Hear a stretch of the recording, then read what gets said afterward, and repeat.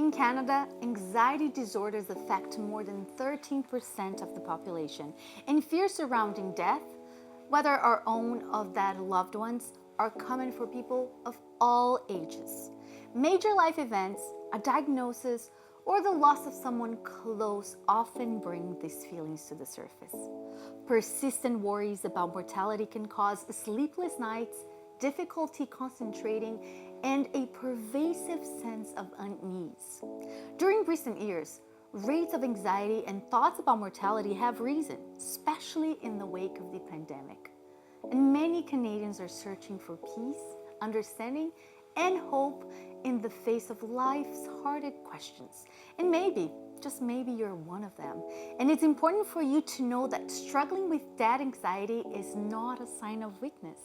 It's an invitation to honest conversation, compassionate support, and practical strategies for finding calm and meaning.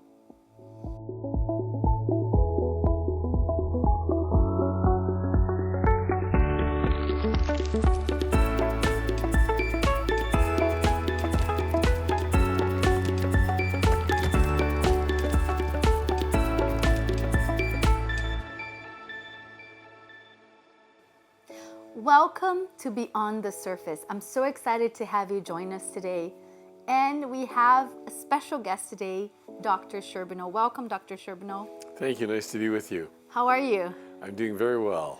You've been with us for a few times already. And it's true. And so people might be already familiar with you, but I want to invite them. If you haven't watched our shows yet, we have many shows for you to watch. And many of them have Dr. Sherbino talking to us about some aspects of grief. And you know, as we're talking about grief today, we're talking about anxiety related to death. And it's not necessarily grief, but it's an aspect of fear of dying, fear of death, and those kinds of things. And before we dive in, we're going to hear a story of someone who has experienced that kind of anxiety. So I want to invite you to watch that with us, and I want to invite you as well. Watch with us this clip. Summer is changing into autumn. Most people are cozying up in sweaters and watching the leaves change colors.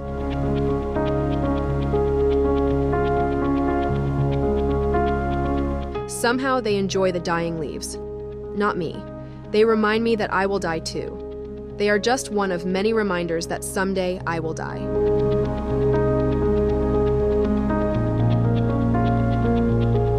I wake up every morning with a sense of dread. What might happen today? I tell myself everything will be fine. I go about my day, but I can't seem to shake this feeling of fear, like I'm waiting for the worst to happen. What if I get hit by a car? What if I choke and no one's nearby to help me? What if a freak accident happens and I'm all alone? My thoughts circle round and round on the many ways I could die in a normal day. I think I miss out on a lot in life. I see people enjoying so much, while I'm stuck in fear. Simple things, simple pleasures, I can't seem to focus on them. They don't seem real to me. Fear seems the only real thing, and dying the only sure thing.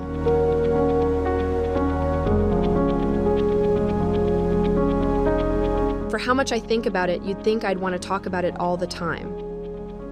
But no, I can't. Whenever someone brings up the subject, maybe they lost a loved one, I find I can't talk about it, not even to acknowledge their loss. I have to get away.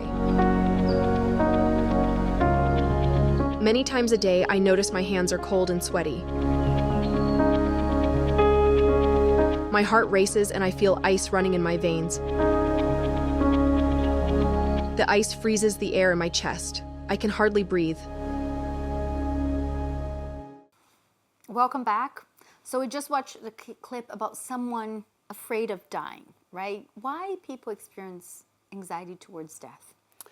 Well, I think we're in a culture today where death is virtually a topic that a lot of people don't want to talk about.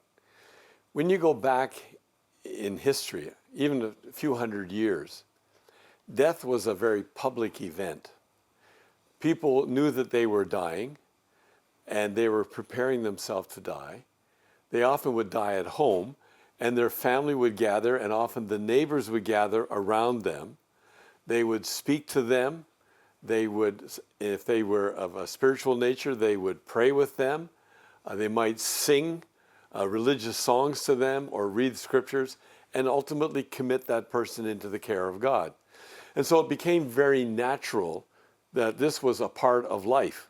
And when you think about it, we lived essentially in an agricultural environment. So people saw death every day. Like there would be animals that would die around them. In our culture today, in many ways, we have sanitized death. We try to make it look very clean and neat, when in reality, it's not quite that way. So in Canada, and probably North America, 80% of everyone who dies will die in an institutional setting. Many people, if you ask them, they'd love to be at home. They'd love to be around their loved ones, familiar surroundings, or whatever it's going to be. But they are taken from that environment and placed into an institutional setting where they're cared for by strangers. Possibly all kinds of different procedures are they're involved with in terms of medical interventions. They don't have the same autonomy over their life that they once did, and their world is shrinking, and it is so new that they're not sure how to cope and to deal with all of this. And so we're living in a different world whereby many people have never actually encountered a person who has died until they get somewhat older.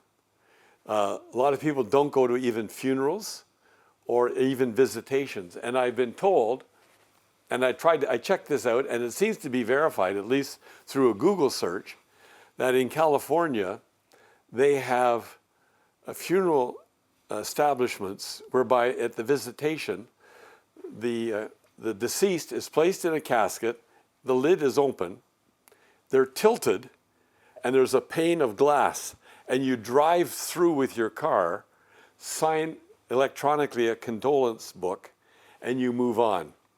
And that's the reality. So we try to keep ourselves away from death. And we have, with the development of modern medicine, so many advanced techniques that we can either prolong death or are we prolonging life. And I think sometimes we have failed to realize that death is a part of our life cycle. And people don't want to go there because many don't know what is next, and they become anxious about their dying and death. That's so interesting. And the fear of the unknown and the way we handle death nowadays is different, yeah. So a number of years ago, there was a psychologist, his name was John Bowlby from Britain, and there was an experiment done with children. They were removed from their parents for a period of time, and initially they began to howl in protest. They brought in other adult caregivers, but the children could not be settled. And only after a period of time were the children able to connect with those people, because that was the only option left. And so what we find is that when you are taken from that which is familiar, you become very anxious. And it became part of the theory around separation anxiety. And so even when people are dying, there is this great fear for many of them of the unknown. This is what I know. I know you are with me. I understand life as it is. But what is it like to die? And what is the unknown after death for many people? And even though we might have, from, say, a Christian point of view, a biblical perspective on life after death, we haven't been there yet. I haven't died yet. When my brother was dying, I was his primary caregiver. My brother had Down syndrome, and he was fairly functional. But in the latter years of his life, he was only in his 30s at the time, I realized he needed more socialization, and we moved him into a group home 10 minutes from my parents' house. He would come home on the weekends. He lived in this group house for 1 year. That year he became quite ill, and he had to go into the hospital. I had an arrangement with the hospital that if he had any emergencies, they were to call me. So one night I get a call about 12 o'clock at night. Your brother is in serious condition. He's in the emerge room of the hospital, and you need to come and see him. So I get down there, and I talk to him in the emerge, and I meet with the medical staff, and they said, we're going to do some procedures. They did the procedures, and then they came out and said, your brother's stabilized, why don't you go home? I go home, and then at about 5 in the morning, they call me and said, your brother has crashed, and we have brought him back, but you need to come here. So I went down, and as I talked to them, they said, his heart started to give out, and we did CPR on him for 25 minutes, and we brought him back. And I said, but what is his brainwave like? And they said, it's flat. And I said, then he has no response. They said, no, he's on machines. So they said, would you like to speak to the attending physician? And I said, yes. So I met with the attending physician, and we had written in a DNR, which is do not resuscitate. Today they call it, in many places, AND, allow natural death. Medical science has developed so far, we can keep the body alive, the viscera alive, even though it can't function on its own, just by machines. And I said to him, he said, this is what happened. We missed the DNR in the paperwork. And I said, what is your recommendation? And he said this to me, I recommend that we commit your brother into the care of God. And I said, I agree. And then as I watched the monitors go to zero, everything, and he flatlined, and the body was still, I had this question. I wonder what it's like for him now. What is there on the other side of death? Now, from my faith perspective, I know theologically what is on the other side of death. And that is my great hope. But I'll never know that experientially until I die. And what I find interesting to help people in anxiety over death is that they have this opportunity to know that they're not going through this alone. And that's why people are so important. You know, you ever watch old Western movies? Some old guy gets shot. I mean, it's all fake. And the other cowboys are saying, hang on, don't go. They're afraid to let him go, and they're afraid to be let going. And I have seen this amongst people with their loved ones who are dying. They're saying, don't give up. Don't give up. You got to stay with us. The survivors are sometimes more anxious than the person who is actually dying because they don't know how they're going to cope without you being actually there. You have been part of their life. You are the center of their life, possibly. And they can't, in their grief, imagine how they're going to be able to survive. So separation anxiety becomes a huge issue. And that happens with children and very young, and it happens for people who are in that place of dying. And I've gone to the hospital, and I've been with men who were, rugged kind of guys. And at the end of my visit with them, I will ask this question, may I offer a prayer for you? And they've always said yes, but here's what's different.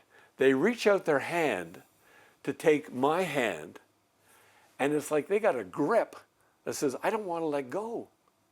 That reminds me that they need the presence of others in the midst of their uncertainty and their anxiety. Because although some men will never admit they're anxious because that's not macho, they're as afraid as anybody else. But their body language gives it away. And that's such a powerful discussion. We're going to go for a quick break, but we'll be right back to continue this discussion. We're taking a break right now, but don't go anywhere. We'll be right back.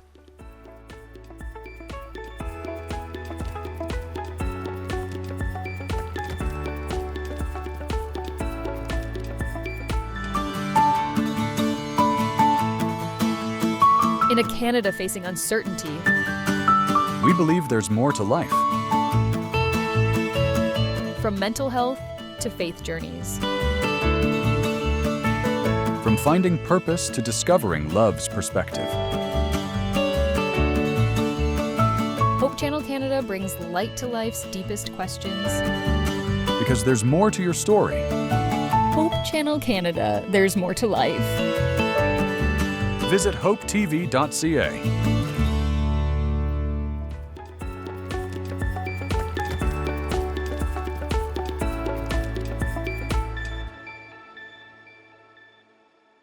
Welcome back to Beyond the Surface. We're thrilled that you're here with us today. And we want to hear from you. We want to hear your thoughts about the show. We want to hear your suggestions about future topics we can cover here. We want to hear your stories if you're willing to share them with us. So please do write us at info@hopetv.ca. And now back to you, Dr. Sherbino. We've been talking a little bit about death anxiety. What does death anxiety look for someone who's experiencing on a daily basis? Well, sometimes they're just really nervous about life. And they're not really set free to enjoy life to the full because they keep mulling this over and over and over again in their head. And one of the things that happens is this: when you don't have any way to express what your anxiety is about, it gets locked up in your mind. And it's like a tape that never ends. It just keeps playing and playing. And when you have that tape playing, it begins to impact your emotions. And you become much more anxious about what's going to happen to you. And so one of the things that I think is really helpful in this area is having people in your life. I can't stress enough, having others is so significant. They can share life with you, they can walk with you, they can hear your story, hear your concerns. So the more you talk about your anxiety, you're getting it out from inside to out here, where you can begin to look at it much more objectively. And when you do that more objectively, it doesn't have the same amount of power over you. And so then beginning sometimes, it can be just almost like a global anxiety. Then maybe I need to break it down into manageable parts. So maybe I would be anxious that I would leave my children behind, and who's going to look after them? Maybe I'm anxious that I'm going to not be able to accomplish what I hope to do in life. My dreams are going to be dissipating. Or it could be, I'm just really anxious about what is going to happen after I die. Or I'm anxious about the dying process. Maybe, will I be able to maintain my dignity? Will I be able to function in any shape or manner? And the list can be, goes on and on. So that's why you need to speak to the individual and say, tell me about this anxiety.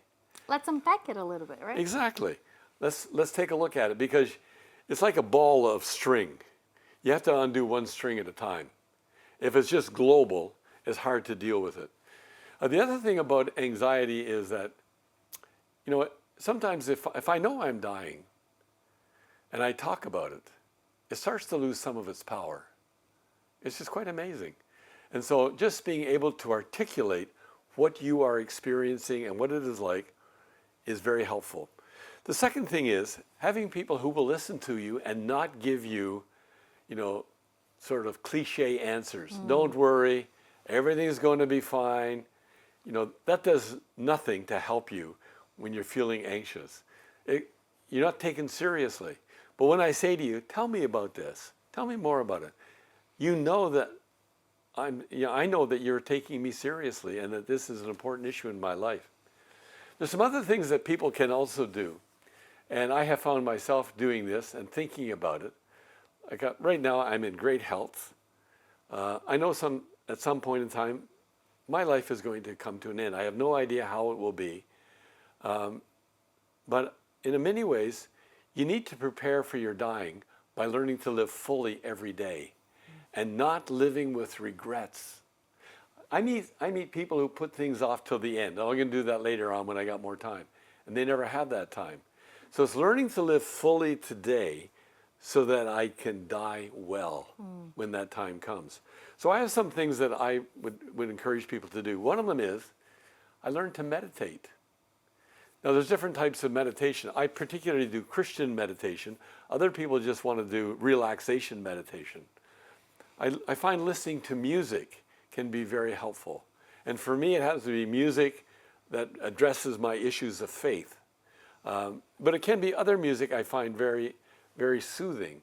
And so I might listen to music. I also find that I find that if I am physically active as much as I can be. Now, I know some people have physical limitations, but the more active you are physically, it burns off some of that emotional energy that gets locked up inside. And you're able to look at things a lot clearer, and that gives you a totally different perspective. Yeah, I've done that myself. If I'm stressed, I go for a walk with my dog. I come back home renewed. Yeah, exactly. Because you're able to, and what I like about these ideas you're giving, talking, meditating, listening to music, exercising or moving as much as you can to your ability, right? They're all available to people. Sure. It's not something that is hard to find or ways to do it. I appreciate that. Yeah, they're and they don't cost anything, except if you have a dog, I suppose. Yeah, They cost you a lot. But cost you a lot. But I think this is a reality, but you have to do something. If you just sit and do nothing, the anxiety would just keep building. Now, there are a lot of people on anti-anxiety medication, and sometimes you might need a bit of medication to help you level out so that you can have the energy or desiring to actually do some of these things that will help you. So, for example, when I've worked with people who are depressed, I would have them have a medical examination by a physician to see, is your body lacking in any chemicals? And sometimes you need a medication to kind of make things even. So then as we work on the problem, you're able to focus and to be able to function. And so it's a hand in the glove kind of relationship. But I think that the other thing which I have found to be personal for me is a word from the scripture that says, be anxious for nothing. But then he goes on to say, but begin to speak this to God, which we call prayer. And God promises that he will grant you a peace. And I have experienced that peace over and over and over again. I can't explain it. It's just that reality that happens in life. And one of those things that people of faith can experience is a God who's available 24/7, Exactly. right? For those who believe in God, they believe that he's available. And when you can pray anytime. You can talk to him anytime. Yeah. It's interesting, after 9/11, people flocked to churches, and they were packed, all kinds of churches, because people wanted to be together. But they also had an opportunity to begin to look at what they believed, that God is with them. He will watch over them. He will care for them, that he walks with you on the journey. He doesn't always deliver you from the problem, but he walks with you in the journey. So that's the part of togetherness. It was interesting, when the massacre happened in Rwanda, many people died in the church because they wanted to be together, and the church was the symbol of their connectedness to God and their connectedness to one another in that one faith. And the churches were filled with corpses that were massacred, and they died in that place. And so I think we're looking for a place of refuge and a person that we can run to. Thank you so much. I want to invite our friends who've been with us in this journey too, Pam and Mike, to share their perspectives on today's episode. In 2019, I had the privilege of staying with my father in the hospital in his last week of life. And one of the things that we discussed as he woke up once in the middle of the night was, what would heaven be like? And he was worried that his mother wouldn't be there. I worked as a chaplain at one of our hospitals here in Texas last summer. And the number one thing that I found as I entered each hospital room was there was such anxiety around the unknown. The fear that they have lost somebody, now they're the ones that was sick, now they were going to be lost, what was going to happen to their family members. Anxiety and grief together was such a volatile mix. We tend to die the same way we live. And if we live with doubt and fear and anxiety, that's how we die. I've seen the difference as I've attended over 500 deaths. When my own wife of 40 years died, there was no fear, there was no anxiety, because she didn't live with fear, she didn't live with anxiety. She lived with a constant abiding knowledge that God was with her, and that her life and her future were in his hands. And so she died without fear, without anxiety. It strikes me that that which works for us at the end of life, if to have a healthy adjustment to death without anxiety, will also work for us while we're living and facing grief. So very often when someone loses a loved one, they become anxious about another death. Who's going to die next? This hurts so badly. How could I ever withstand and stand another death? I don't know how I could do that. However, if our hands is in the hand of Jesus, that will work for us when it comes to grieving a loss. We can say, I trust you. I don't know what the future has. I don't know if someone else is going to die. I don't know what's in store for tomorrow, but this much I know. The one who's in charge has me in his hand, and that's going to see me through. If you're grieving someone and it's filled you with anxiety, with a fear of the future, my advice to you is put your hand in his. Trust him. He's got this. No amount of anxiety is going to change anything for your future. So hang on to him, and he will get you through. He knows what's coming. You don't. So trust him. Thank you so much, Pam and Mike. Those thoughts are very helpful and insightful. Now, I want to bring back, we're coming to an end, and I want to hear your final thoughts, Dr. Sherbino. But before, don't forget to share your resources and even your book. I want to know about your book. I want people to know about the book you wrote. Well, the book I've written around this whole theme of death and dying is called Living, Dying, Living Forever. It's available on Amazon. People have used it in study groups. People have used it for personal enrichment. And then at Tyndale University, you can go to the Tyndale website and look for the Center for Grief and Loss. And we have many resources, many seminars, and we have people who will walk with you through this grief journey. We have grief support groups that are available, and we also offer training for people in local churches. We will train you to be a grief support person in your congregation to offer this to many more people. So if you look at the numbers that you have presented, there's a lot of people needing some help. And part of our mission is to be there to help people on this journey.